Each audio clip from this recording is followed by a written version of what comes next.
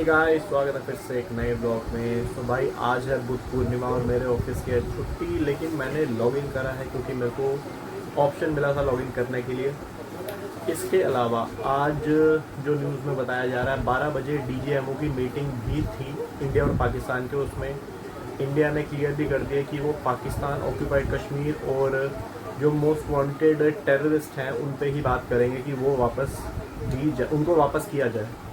और मेरे को ऐसा लगता है कि बहुत सारी चीज़ें अभी गवर्नमेंट ने सीक्रेसी बना रखी है कि वो अभी जनता के सामने नहीं लेकर आ रहे।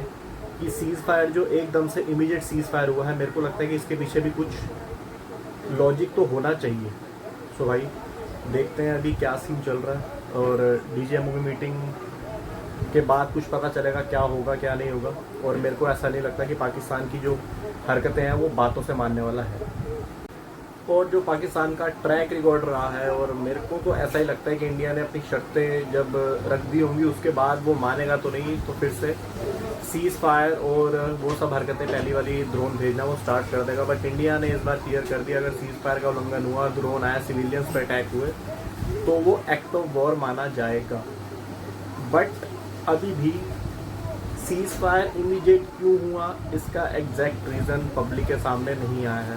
तो देखते हैं इन कमिंग डेज कि कोई रीज़न के साथ सीज़ फायर हुआ है या बस ऐसे ही सीज़ फायर कर दिया गया है। अगर तो ऐसे ही सीज़ फायर कर दिया गया है तो ये एक गलत डिसीजन साबित हो सकता है आने वाले टाइम में, क्योंकि इतना सपोर्ट पब्लिक का, वर्ल्ड का, ओपोजिशन का आज तक किसी गवर्नमेंट को नहीं मिला। सो देखते हैं आने वाले दिनों में कि ये रीज़न क्या था क्या नहीं था। अब चलते हैं अंदर माहिर से मिलने हैं। माहिर की भी छुट्टी है स्कूल की, लेकिन माहिर की छुट्टी है लेकिन वो पढ़ाई कर रहा है और शायद बच्चों की स्कूल की छुट्टियां भी पड़ गई गर्मी की। चलो जी माहिर से मिलते हैं और आपको भी माहिर से मिलवाते हैं। जितने शब्द बना सकते हैं सारे शब्द बना के यहाँ पे लिखिए। शरीफा भाई लॉन्ड्री खुली हुई है हमारे घर में कपड़े धुल रहे हैं। और एक चीज़ की मेरे को क्यूरियोसिटी ये है, अगर जो न्यूज़ को फॉलो करते हैं, इंडिया पाकिस्तान की न्यूज़ को खासकर फॉलो कर रहे हैं और ये ब्लॉग देख रहे हैं, कमेंट में एक बार ज़रूर बताना कि इमीडिएट सीज़ फायर बस शांति बनाने के लिए किया गया है या इसके पीछे कोई रीज़न हो सकता है, और वो रीज़न क्या हो सकता है। तो मेरे को इस चीज़ की क्यूरियोसिटी है, क्योंकि इंडिया अगर देखा जाए, इंडिया 2 या 3 दिन ही दूर थी ये वॉर जीतने से और एकदम से सीज़ फायर कर दिया गया। तो कमेंट में बताना एक बार भाई क्या सीन है, सीज़ फायर क्यों किया गया होगा, शांति के लिए या किसी मकसद के लिए। और अगर तो खाली शांति के लिए किया गया है, और हाँ जैसे मैंने पहले बोला ये डिसीज़न गलत साबित हो सकता है, क्योंकि पाकिस्तान की फितरत है वो पलट के ज़रूर आएगा। पाकिस्तान वो सांप है जिसको अभी नहीं कुचला गया तो वापस वो तैयार होकर दोबारा आएगा। अभी वो बिल्कुल ही घुटनों पर आ गया था। जो इंडियन एयरफोर्स ने, नेवी ने, आर्मी ने जो एक्शन किया था उसके बाद उसके 11 एयरबेस उड़ा दिए थे। बस वो 2-3 दिन का ही और उसका हिसाब किताब बचा था, उसके बाद तो टिक भी ना पाता। तो ऐसा ना हो कि फिर से दोबारा कोई ऐसी वो एक्टिविटी करे, टेररिस्ट एक्टिविटी जिसमें सिविलियंस की जान जाए। तो ऐसा नहीं होना चाहिए दोबारा। तो उससे पहले ही पाकिस्तान का टेटवा दबा के इसके 4 टुकड़े करके PO के अंदर कर लेना चाहिए। ऐसा मैं नहीं अकेला, ऐसा पूरा इंडिया चाह रहा है इस टाइम। सो लेट्स सी अगले 1-2 दिन में क्या होता है, क्यों सीज़ फायर किया गया, क्या इसके पीछे के रीज़न्स थे, क्या स्ट्रेटजी थी। तो उसको आगे आने वाले टाइम में ब्लॉग्स में भी दिखाऊंगा, उस पर बात करेंगे। सो अभी चलते हैं ब्लॉग में आगे। काम ऑलमोस्ट ख़त्म हो चुका है मेरा, टाइम हो रहा है 1।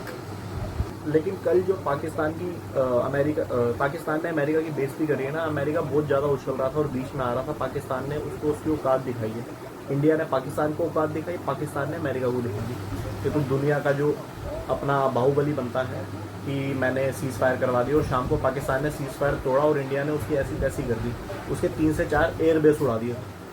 तो पाकिस्तान ने अमेरिका को उसकी औकात दिखाई और इंडिया ने दोनों को उसकी औकात दिखाई, अमेरिका को भी और पाकिस्तान को भी।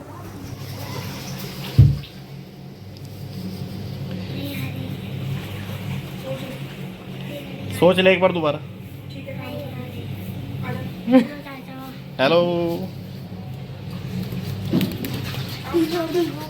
चल काम कर ले, काम फटाफट। अगर अब तू दोबारा चढ़ा है यहाँ पे नीचे और नीचे और नीचे बॉल का मैं अभी बाउंस दिखाऊं। दिखा।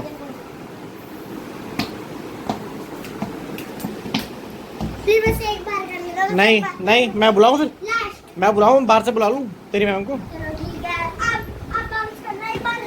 कैसे बाउंस करते हैं ले लो। बॉल?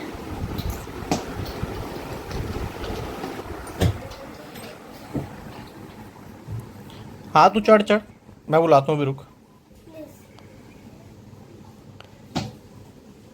देखा बाउंस?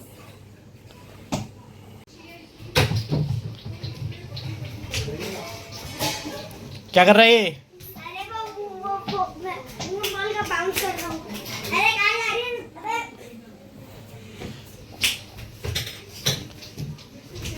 अरे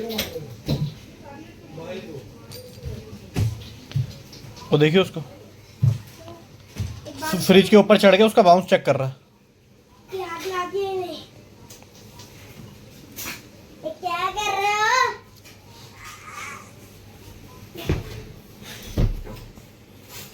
फिर से करना है एक बार। 1 2 3 टन टन टन।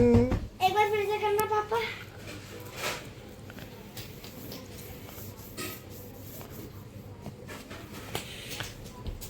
तो भाई टीवी और न्यूज़ आप लोगों ने देख लिया होगा, मोदी जी ने देश को संबोधित करा है, जो भाषण दिया अपना, उसमें मेरी तरह जितने करोड़ों इंडियंस हैं सब ये जानना चाह रहे थे कि भाई सीज़ फायर क्यों हुआ आखिर।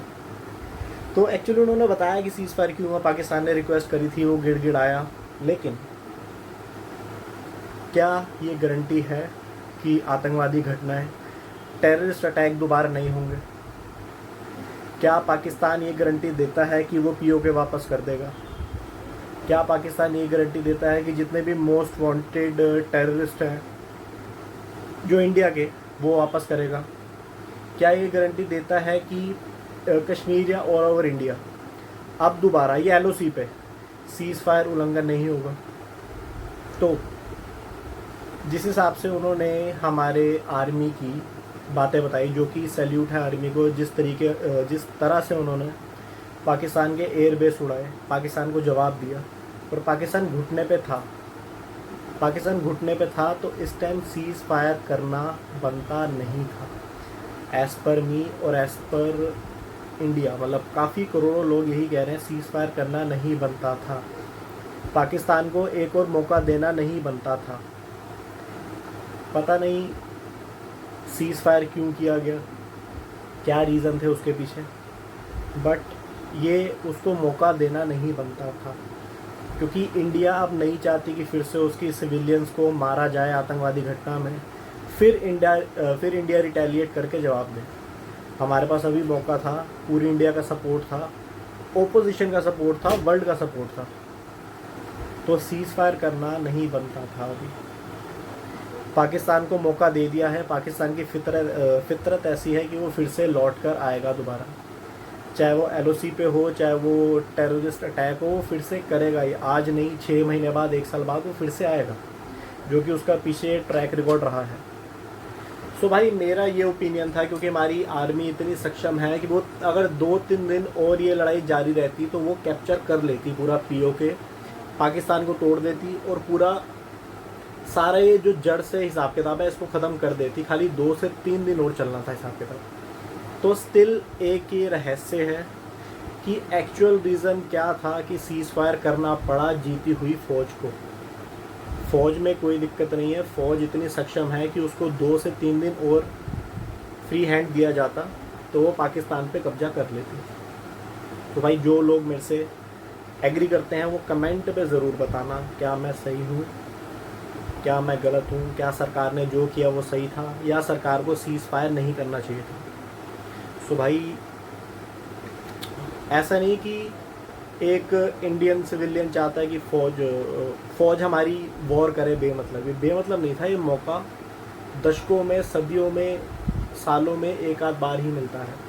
मुझे नहीं लगता कि इसके बाद पीओके अंदर करने का मौका अब दोबारा मिलेगा। सो अगर कोई मेरी बात से एग्री करता है, डिसएग्री करता है, तो एक बार कमेंट में ज़रूर बताना, क्योंकि मेरे हिसाब से सीज़ फायर नहीं होना चाहिए था। और भाई ये चीज़ सोचो, जिनके घर वालों को आतंकवादियों ने उनके घर वालों के सामने मारा है, उनकी पेंटें उतरवाई हैं, उनकी मानसिक स्थिति क्या रही होगी उनके घर वालों की। हाँ, सरकार ने बदला लिया है, टेररिस्ट कैंप उड़ाए हैं, लेकिन जो आतंकवाद की जड़ है वो अभी भी वहीं पर है। जो मेन टेररिस्ट हैं, जो मेन लोग हैं, वो आज भी वहीं पर हैं। 2 से 3 दिन की और बात थी पूरी जड़ ख़त्म करने की, लेकिन सीज़ फायर कर दिया गया। और वो क्यों कर दिया गया? सो ये एक, वो कहते हैं ना, राज, ये राज ही रह गया है कि सीज़ फायर हुआ क्यों। क्योंकि ये तो समझ से परे है, सीज़ फायर होना ही नहीं चाहिए था।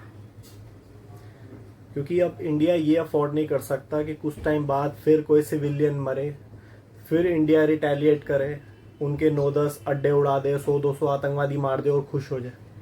जी हमने बदला ले लिया। 100 आतंकवादी मार देंगे, वो 1 साल में 1000 आतंकवादी और पैदा कर देंगे। सो ये बदला नहीं हुआ पूरी तरह।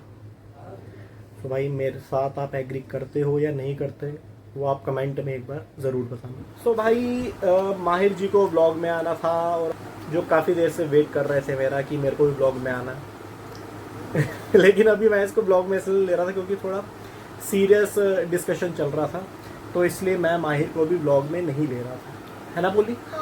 सो भाई अब इस ब्लॉग को करते हैं यहीं पर एंड। कहाँ जा रहा है ब्लॉग में? यहाँ पर बैठ के आना। अबे यहाँ पर बैठ के इस ब्लॉग को करते हैं यहीं पर एंड।